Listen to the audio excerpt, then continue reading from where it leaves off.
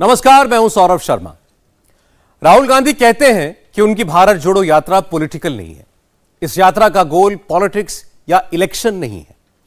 लेकिन 24 घंटे के अंदर राहुल गांधी ने दो ऐसे बयान दे दिए जो शुद्ध तौर पर पॉलिटिकल है। आम भाषा में कहें तो राहुल ने शुद्ध हिंदू वोट के लिए बयान दिए। पानीपत और कुरुक्षेत्र पहुंचते पहुंचते राहुल गांधी ने कांग्रेस के सिंबल को हिंदुत्व का सिंबल बता दिया। राहुल गांधी कांग्रेस के पंजे में भगवान शंकर की अभय मुद्रा दिखाने लगे। आज वो और आगे बढ़े। अब से थोड़ी देर पहले राहुल गांधी ने आरएसएस और बीजेपी को कौरव कह दिया। राहुल गांधी के शब्दों में कहें तो खाकी हाफ पैंट वाले, लाठी लेकर चलने वाले और शाखा लगाने वाले कौरव हैं और वो खुद पांडव हैं। राहुल कहते हैं कि वो 14 और 19 वाले नहीं बल्कि नए राहुल गांधी हैं। लेकिन ये नए राहुल गांधी आज की पॉलिटिकल कैलकुलेशन में कहां ठहरते हैं?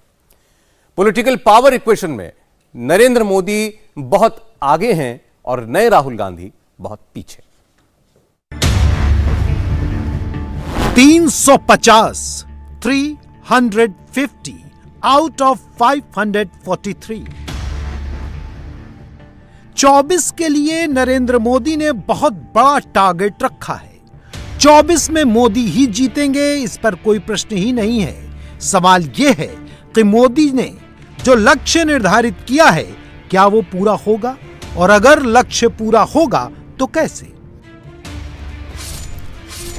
182 seat easy fight, 158 seat tough fight और 203 सीट वर्क हार्ड।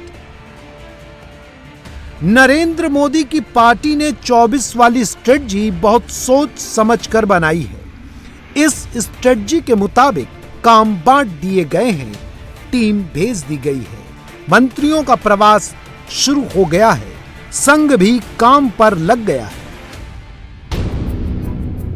क्या है मोदी की स्ट्रेटजी? 182, 158 और 203 सीटों का नंबर क्या है? इनमें कौन सा राज छिपा है? चलिए इसका पन्ना पन्ना समझाते हैं। नरेंद्र मोदी ने जो प्लान बनाया है उसके 3 पार्ट हैं। फर्स्ट पार्ट में उन 7 राज्यों की 182 सीट आती हैं जहां मोदी का स्ट्राइक रेट 80 से ऊपर का है। इनमें पहला राज्य है गुजरात, जहां 26 सीटों में से 26 सीट मोदी के पास हैं, यानी 100% का स्ट्राइक रेट। दूसरा राज्य है राजस्थान, जहां राज्य सरकार कांग्रेस की है लेकिन 25 की 25 लोकसभा सीट मोदी के पास हैं, यानी यहां भी 100% का स्ट्राइक रेट। तीसरा राज्य है मध्य प्रदेश। 2019 में मध्य प्रदेश की 29 लोकसभा सीट में से 28 सीट नरेंद्र मोदी ने जीती, यानी 96% का स्ट्राइक रेट। चौथा राज्य है हरियाणा। 10 में से 10 सीट मोदी के पास, यानी यहां भी 100 का स्ट्राइक रेट। पांचवा राज्य है उत्तराखंड। 5 में से 5 लोकसभा सीट बीजेपी के पास, 100% का स्ट्राइक रेट। छठा राज्य है दिल्ली। 7 में से 7 सीट मोदी के पास, यहां भी 100 का स्ट्राइक रेट। और 7वां राज्य है उत्तर प्रदेश, जहां की 80 लोकसभा सीट में से बीजेपी और अपना दल ने 2019 में 64 सीट जीती थी। उत्तर प्रदेश में मोदी का स्ट्राइक रेट है 80।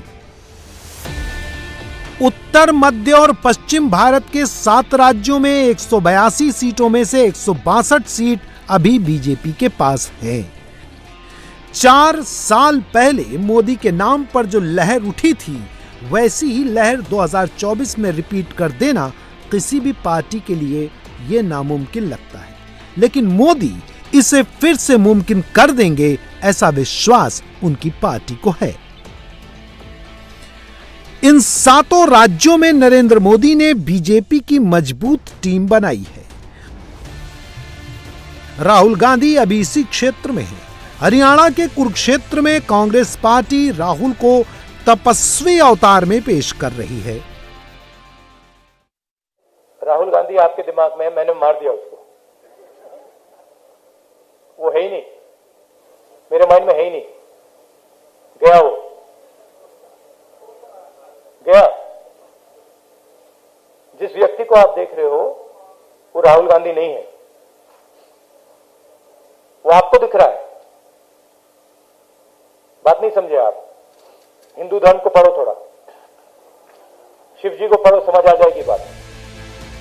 राहुल गांधी नए अवतार में दिख जरूर रहे हैं, लेकिन 24 के चुनाव में कांग्रेस नई ताकत लेकर खड़ी हो जाएगी और राहुल नरेंद्र मोदी की जीत में रोड़ा बन जाएंगे। बीजेपी को ऐसा बिल्कुल नहीं लगता। वजह बहुत सिंपल है। राहुल मेहनत तो कर रहे हैं, लेकिन अपने बयानों से वो बीजेपी को कोई न कोई हथियार दे देते हैं, जिससे राहुल की पूरी मेहनत पर पानी फिर जाता है। 21वीं सदी के कौरव हाफ पैंट, खाकी हाफ पैंट पहनते हैं, हाथ में लाठी लिए होते हैं और शाखा लगाते हैं। उनके साइड में, उनकी तरफ हिंदुस्तान के 2-3 सबसे अमीर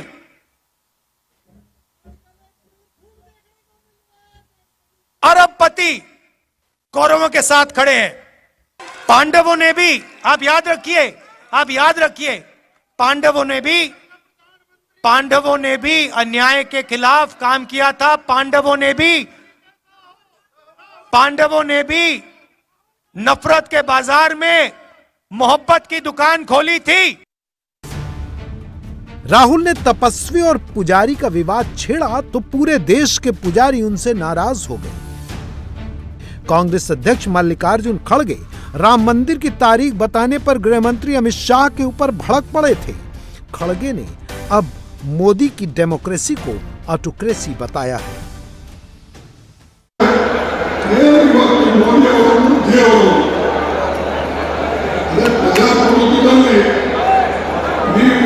ಒಂದು ವ್ಯಕ್ತಿಗೆ ದೇವರು ಅಂತ ಮಾಡಿದರೆ ಅದು ಡೆಮೋಕ್ರಸಿ ಅಲ್ಲ, ಅದು ಅಟೋಕ್ರಸಿ ಆಗ್ತದೆ, ಡಿಕ್ಟೇಟರ್ಶಿಪ್ ಬರ್ತದೆ. ಇದು ಯೋಚನೆ ಮಾಡಿ. ಅದಕ್ಕಾಗಿ ನಿಮ್ಮನ್ನ ಕರೆಸಿದ್ದು ಬೇರೆ ಎದಕ್ಕೂ ಅಲ್ಲ. ನಿಮ್ಗೆ ಗೊತ್ತಾಗಬೇಕು, ನಿಮ್ಮ ಹಕ್ಕುಗಳು ಉಳಿಸ್ಕೊಳ್ಬೇಕಾದ್ರೆ ನೀವೇನ್ ಮಾಡಬೇಕು, ಯಾವ ರೀತಿಯಾಗಿ ಹೋರಾಟ ಮಾಡಬೇಕು ಅಂತಕ್ಕಂಥದ್ದನ್ನ ನೀವು ಅರ್ಥ ಮಾಡಿಕೊಳ್ಬೇಕು ಅಂತಕ್ಕಂಥ ದೃಷ್ಟಿಯಿಂದ ನಮ್ಮ ಕಾಂಗ್ರೆಸ್ ಎಲ್ಲ ನಾಯಕರು ಸೇರಿ ಇದನ್ನು ಮಾಡಿದ್ದಾರೆ. पॉलिटिकल प्रोग्राम के बिना केवल ऐसे बयान देकर नरेंद्र मोदी को नहीं हराया जा सकता, क्योंकि बीजेपी के पास ऐसे बयानों का जवाब पहले से तैयार रहता है। पार्टी की प्रधानमंत्री इंदिरा गांधी रही हो, जिसने सारे प्रजातांत्रिक अधिकार रोंद कर देश में प्रजातंत्र लगाया हो, तमाम पार्टियों को 2-2 साल के लिए जेल में डाला हो, उस पार्टी के प्रधान को किसी और को तानाशाही कहने का अधिकार नहीं है। हमने देखा है वो समय लोग सांस लेते हुए भी डरते थे। योगीराज वाले उत्तर प्रदेश में यहां कांग्रेस का स्कोर 1 है। 24 में 1 भी होगा या नहीं, इस पर सस्पेंस है। मायावती शांत है। अखिलेश यादव अपना स्कोर 3 सीट से आगे ले जाना चाहते हैं।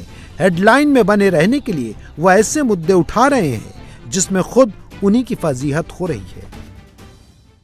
देखिए, इसके बारे में तो अभी हम 99 बार तक देख रहे हैं, 99 बार तक, और 99 जैसी पार होगा वैसी बर्दाश्त नहीं करेंगे। जो भी राजनीति में स्वस्थ परंपराएं होती हैं ना, तो भारतीय जनता पार्टी स्वस्थ परंपराओं को खत्म कर रही है। समाजवादी पार्टी का ट्रोल अरेस्ट हुआ तो अखिलेश और शिवपाल यादव ने अपनी पार्टी को सड़क पर उतार दिया। बीजेपी को इससे गुंडा राज बनाम योगी राज का कंपैरिजन करने का चांस मिल गया।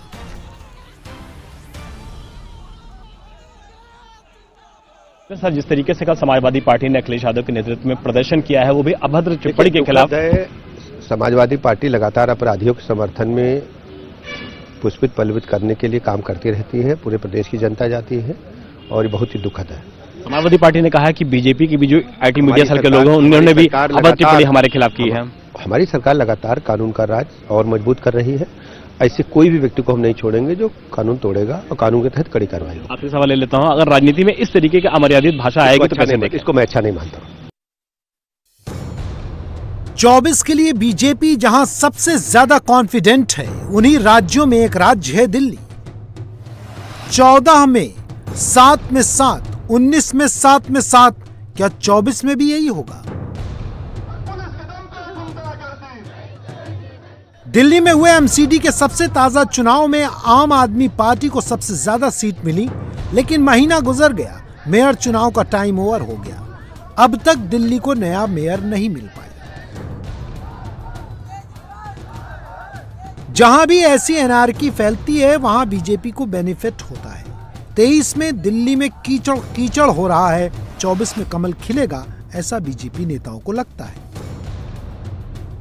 अब तक हमने उन राज्यों की बात की जहां 19 में बीजेपी की आंधी थी और 24 के लिए भी क्लियर कट अपर हैंड है। अब उन राज्यों की बात जहां बीजेपी के लिए फाइट टफ हो गई है।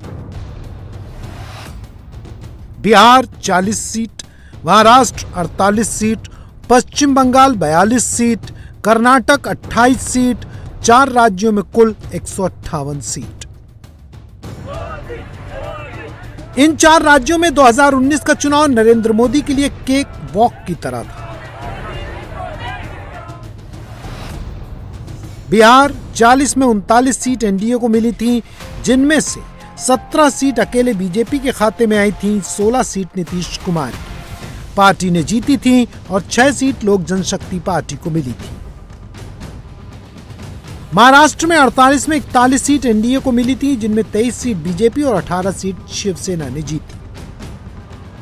पश्चिम बंगाल में 42 सीट में से बीजेपी ने 16 सीट जीती थी और कर्नाटक की 28 सीट में बीजेपी ने 25 सीट जीत ली थी। 158 सीट में से 121 सीट एनडीए को और 81 सीट बीजेपी को। इन 4 राज्यों में 2019 वाला रिजल्ट रिपीट करना आसान नहीं है। बिहार में नीतीश कुमार नरेंद्र मोदी का कमल छोड़कर तेजस्वी यादव की लालटेन थाम चुके हैं और नेशनल एम्बिशन लेकर मोदी विरोधी पार्टियों का मोर्चा बनाने निकल रहे हैं।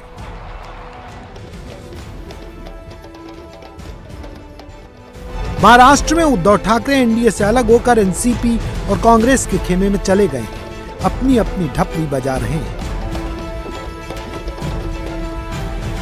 पश्चिम बंगाल में मुकुल रॉय ममता बनर्जी के पास वापस चले गए हैं और ममता की पार्टी से बीजेपी में आए शुवेंदु अधिकारी के दबदबे के खिलाफ बंगाल बीजेपी में ही कुछ चिंगारियां उठ रही हैं। कर्नाटक में 23 को चुनाव, 24 का रिजल्ट डिसाइड करेगा। कागज पर देखें तो इन चारों ही राज्यों में नरेंद्र मोदी की पार्टी के लिए टफ सिचुएशन है, फिर भी मोदी ने 350 सीट का टारगेट रखा, तो वो कैसे पूरा होगा? 24 का लक्ष्य साधने के लिए मोदी को यहां कम से कम 2019 वाला स्कोर रिपीट करना होगा। बिहार में नीतीश कुमार और तेजस्वी यादव गले तो मिल गए हैं, लेकिन राजनीति की गला काट प्रतियोगिता अभी बंद नहीं हुई है।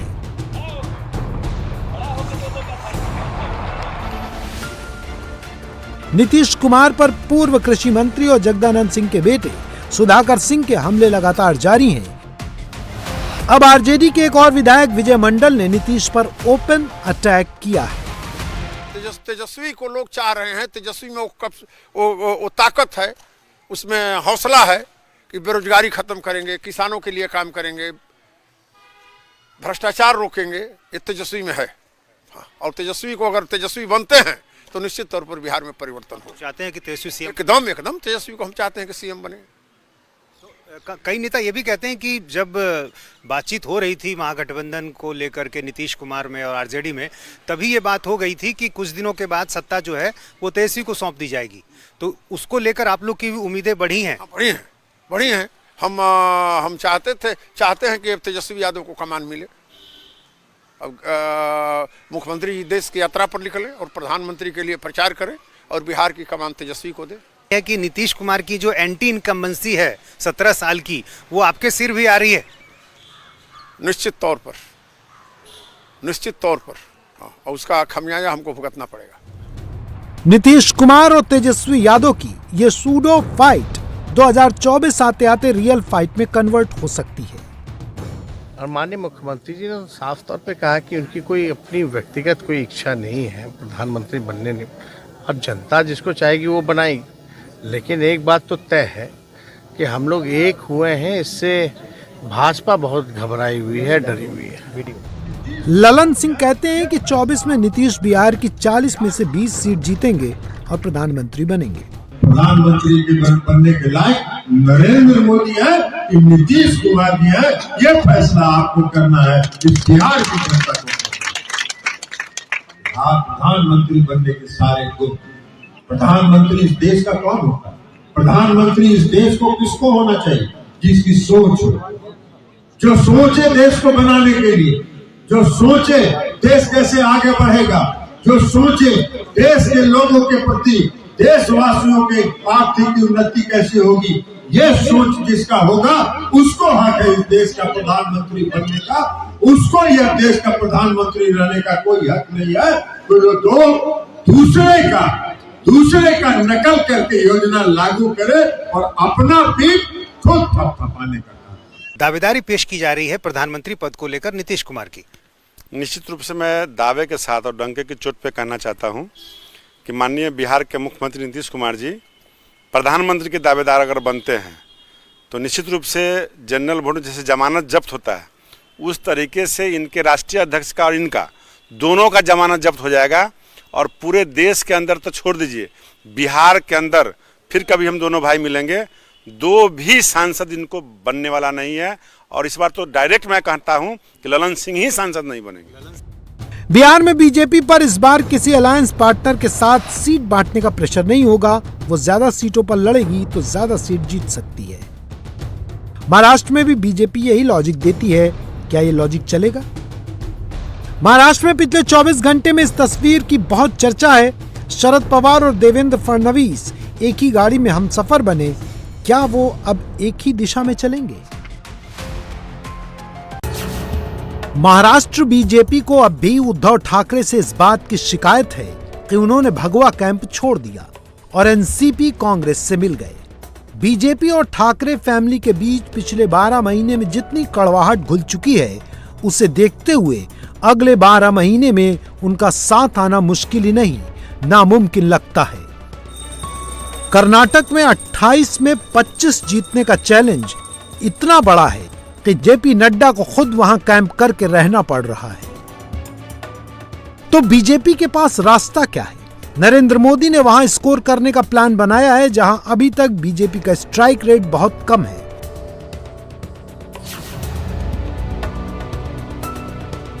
कर्नाटक को छोड़ दे तो दक्षिण के बाकी 4 राज्यों तेलंगाना, आंध्र प्रदेश, तमिलनाडु और केरल में लोकसभा की 101 सीट है और बीजेपी के पास वहां सिर्फ 4 सांसद हैं। मोदी की पार्टी को यहां स्कोर बढ़ाना है, इसलिए दक्षिणी राज्यों में बीजेपी अपना संगठन मजबूत कर रही है। लोकल लेवल पर अलायंस पार्टनर्स बढ़ाए जा रहे हैं। मोदी की नेशनल इंटरनेशनल इमेज को बढ़ाया जा रहा है। केंद्रीय मंत्रियों को लोकसभा सीट अलॉट कर दी गई है। दक्षिण राज्यों में मंत्रियों के प्रवास बढ़ाए गए हैं। नरेंद्र मोदी खुद इस पर नजर रखते हुए रिपोर्ट लेते हैं। तमिलनाडु में बीजेपी ने एआईडीएमके के साथ अलायंस किया और अब वही मेन अपोजिशन पार्टी के रूप में दिखती है। अन्नामलाई ने तमिलनाडु में 25 सीट जीतने का दावा किया है। इस दावे को आज भले ही हंसी में उड़ा दिया जाए, लेकिन बीजेपी दक्षिण द्वार तोड़कर आगे बढ़ रही है, इससे कोई इंकार नहीं कर सकता। दक्षिण के ये वही राज्य हैं जहां राहुल गांधी ने भारत जोड़ो यात्रा में सबसे ज्यादा समय लगाया। राहुल गांधी किसी भी तरह कांग्रेस को 100 के आगे 120-140 तक ले जाना चाहते हैं और बीजेपी की 100 सीटें घटाना चाहते हैं। जब अर्जुन मछली की आंख में तीर मार रहा था तो उसने आपसे कहा, उसने कहा कि आंख में तीर मारने के बाद मैं क्या करूंगा? कहा था क्या? नहीं कहा था ना। उस कहानी का मतलब है, वो गीता में भी है, तुम काम करो, जो होना होगा, ध्यान काम पे रखो। तो वही थिंकिंग है यात्रा की भी। आपका सवाल अच्छा है। यात्रा के बाद एक और काम होगा, उसके बाद शायद एक और काम होगा, फिर आपको जवाब मिल जाएगा। राहुल अर्जुन बनना चाहते हैं, 24 में मछली की आंख के अंदर तीर मारना चाहते हैं, लेकिन उन्हें अपना लक्ष्य नहीं मालूम। मोदी को लक्ष्य भी मालूम है, रास्ता भी पता है और मोदी के तीर निशाने पर भी लग रहे हैं। सोशल मीडिया में आज एक पोस्टर बहुत जबरदस्त वायरल हुआ और ये पोस्टर घूमने का सिलसिला दोपहर बाद शुरू हुआ, जिसमें लिखा है, जहां पर विपक्ष की यात्रा समाप्त होती है वहां से मोदी की यात्रा शुरू होती है। आज से एक दूसरा नया नैरेटिव शुरू हुआ है और यह नया नैरेटिव गढ़ा गया है कि राहुल गांधी मोहब्बत की दुकान खोलने वाले हैं, जबकि नरेंद्र मोदी ने तो मोहब्बत की दुकान पहले से खोलकर रखी हुई है और उसमें सिर्फ इंडिया के लिए नहीं, पूरी दुनिया के लिए लव एंड होप, इन दोनों का स्कोप है। इसके अलावा एक तीसरा नैरेटिव भी आया है और यह नैरेटिव है कि जो नरेंद्र मोदी के विरोधी नेता विश्व गुरु, श्रेष्ठ भारत, न्यू इंडिया, वर्ल्ड लीडर, इन सब का मजाक उड़ाते थे, उनको नरेंद्र मोदी समझ में नहीं आते।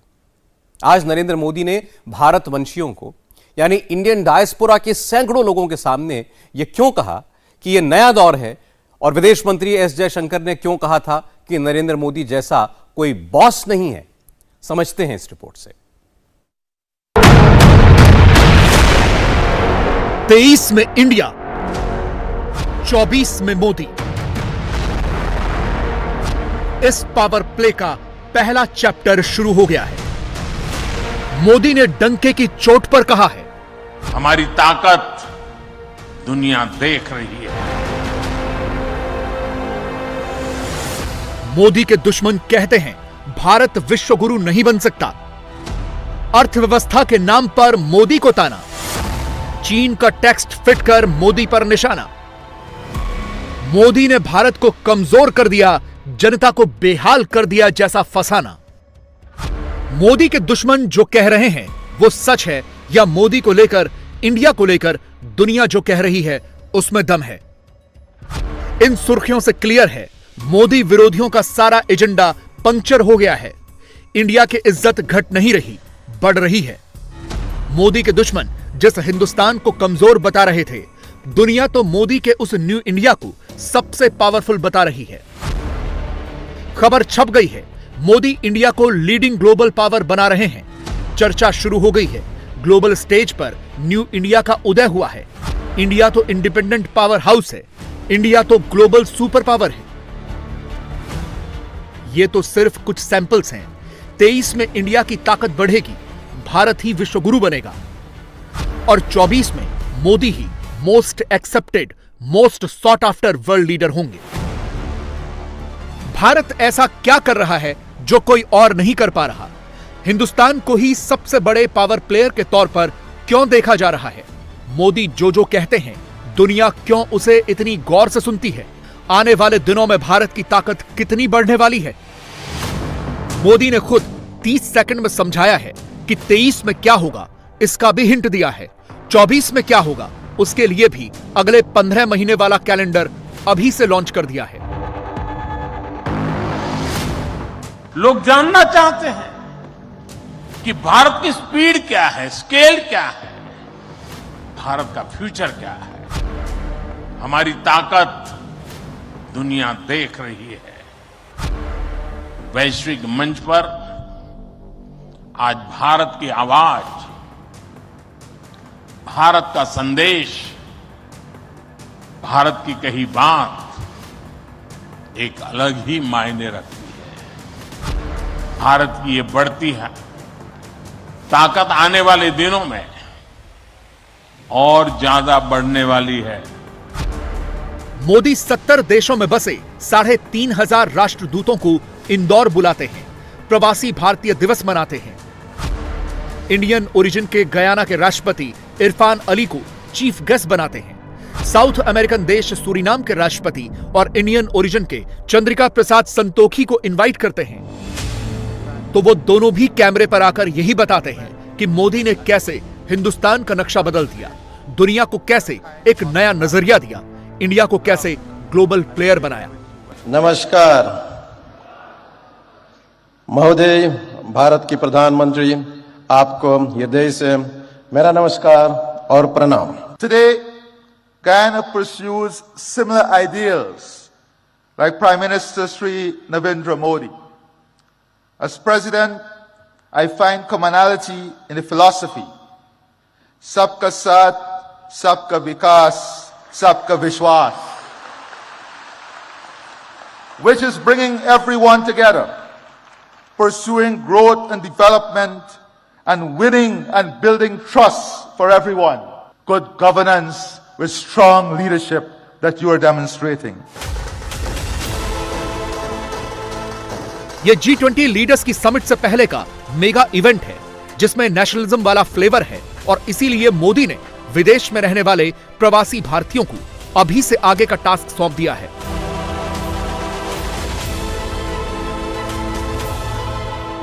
G20 समूह के 200 डेलीगेशन यहां आने वाले हैं, हिंदुस्तान के अलग अलग शहरों में जाने वाले हैं।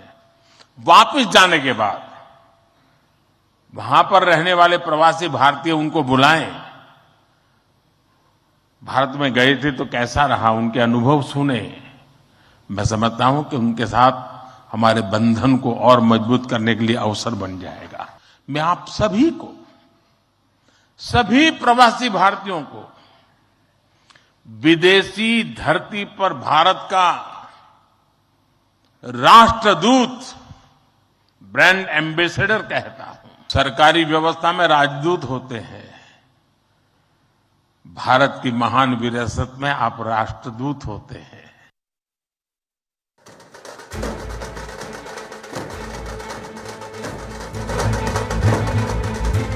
तो 2023 में भारत ग्लोबल मैप पर अपनी छाप छोड़ेगा और 24 आते आते मोदी वैश्विक लीडर के तौर पर अपनी छवि और भी ज्यादा मजबूत कर लेंगे।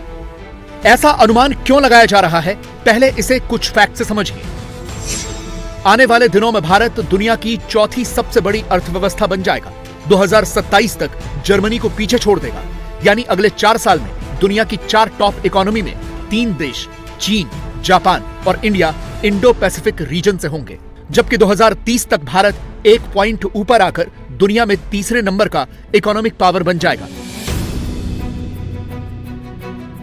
अर्थव्यवस्था के मोर्चे पर भारत के लिए यह किसी टेक्टोनिक शिफ्ट से कम नहीं होगा और यह सब मोदी के मिशन मोड में काम करने की वजह से ही मुमकिन होगा। माननीय प्रधानमंत्री श्रीमान नरेंद्र मोदी जी के नेतृत्व में सचमुच में एक नए भारत का उदय हो रहा है। भारत माता एक बार फिर से अंगड़ाई लेके जाग रही है और विश्व गुरु के पद पर अधिष्ठित हो रही है, बैठ रही है।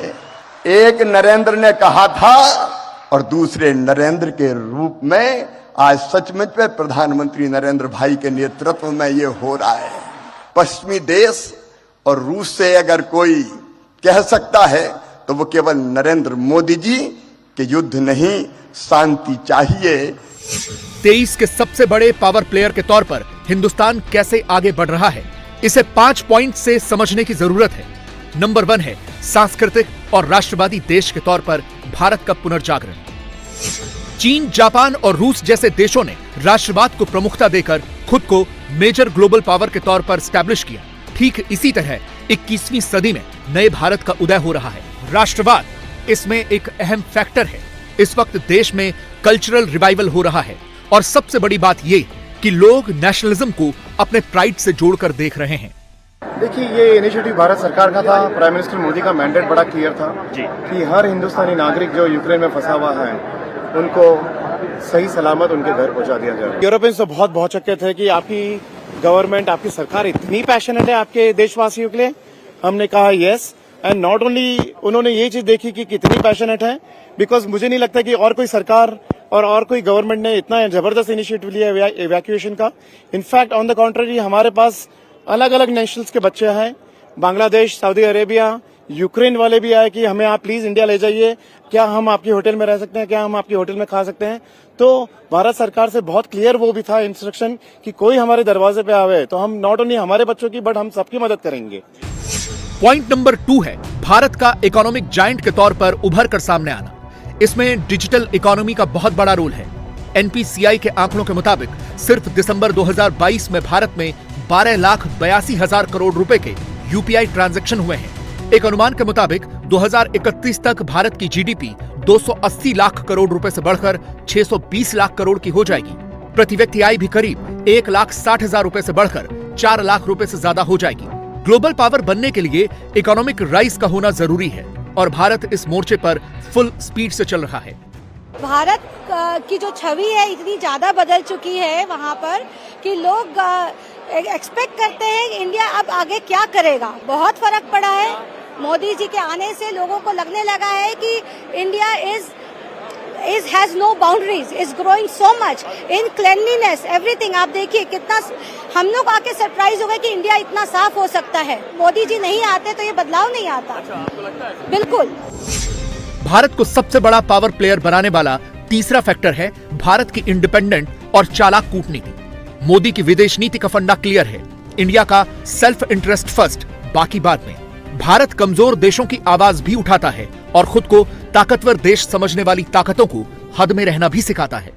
बस उन अच्छा काम कर रहे हैं और भारत के लिए बहुत अच्छा सोचते हैं और इंटरनेशनल लेवल पे उनकी अच्छी छवि है और अच्छा काम कर रहे हैं। फर्क पड़ता है। लोग जानते हैं उनके बारे में जानते हैं, उनका काम जानते हैं और उनको मान सम्मान मिलता है और पब्लिक में भी उनका काफी सम्मान है। पॉइंट नंबर 4 है भारत की बढ़ती सैन्य ताकत, वो भी मेड इन इंडिया। किसी जमाने में भारत हथियारों का सबसे बड़ा इंपोर्टर हुआ करता था, मगर पिछले 8 सालों में भारत ने अपना डिफेंस एक्सपोर्ट 8 गुना बढ़ा लिया है। 2021-22 में भारत का डिफेंस एक्सपोर्ट 13,000 करोड़ रुपए से ज्यादा का था। और पॉइंट नंबर 5 है साइंटिफिक रिसर्च की दुनिया में अपनी पकड़ मजबूत बनाना। मेड इन इंडिया वैक्सीन इसका एक बड़ा एग्जाम्पल है और मोदी ये सारे एग्जाम्पल्स ताल ठोक के देते हैं। मोदी टफ ऑप्शन चुनते हैं, टफ टास्क देते हैं, इसीलिए मोदी के मंत्री भी उन्हें डिमांडिंग प्राइम मिनिस्टर कहते हैं। अच्छी बात यह है कि मोदी की डिमांड और मोदी का कमांड दोनों पैरेलल चलता है, सब उसे फॉलो करते हैं, इसीलिए इंडिया के फेवर में रिजल्ट भी दिखता है। Yes, I think the Prime Minister is demanding. I think is rightly demanding because it's time that India had a demanding person as Prime Minister.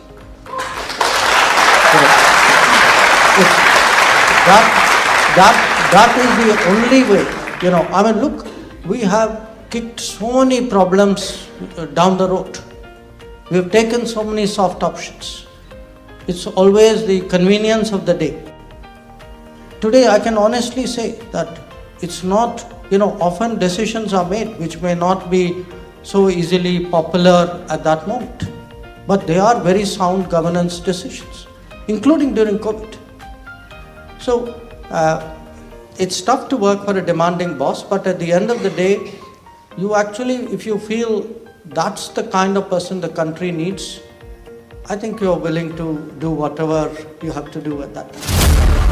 Modi की डिमांड और गवर्नेंस पर मोदी के कमांड का ही असर है कि ईज ऑफ डूइंग बिजनेस में जो भारत 2014 में 142वें स्थान पर था, वही भारत आज 63वें पायदान पर है।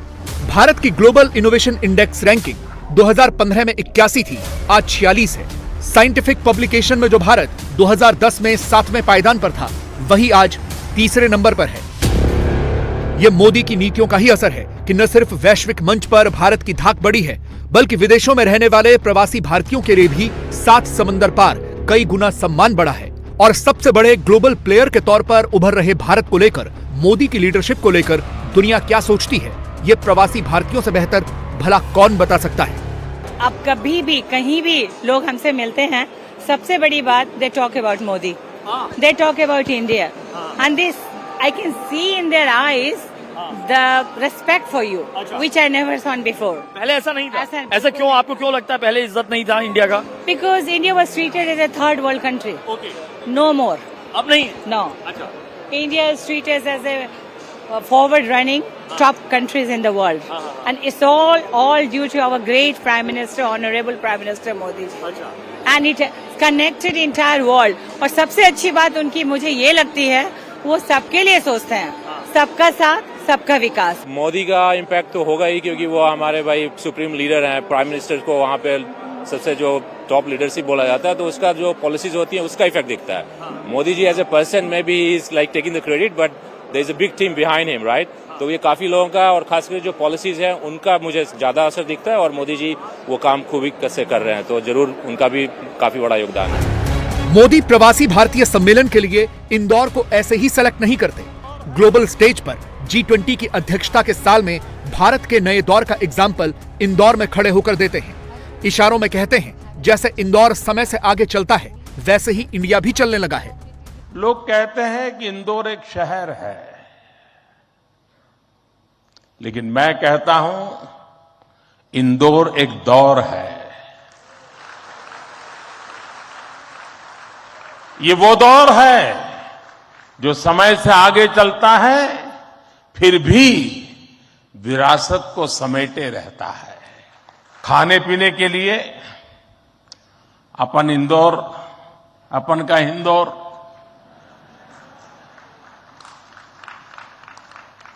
अपन का इंदौर देश ही नहीं पूरी दुनिया में लाजवाब है।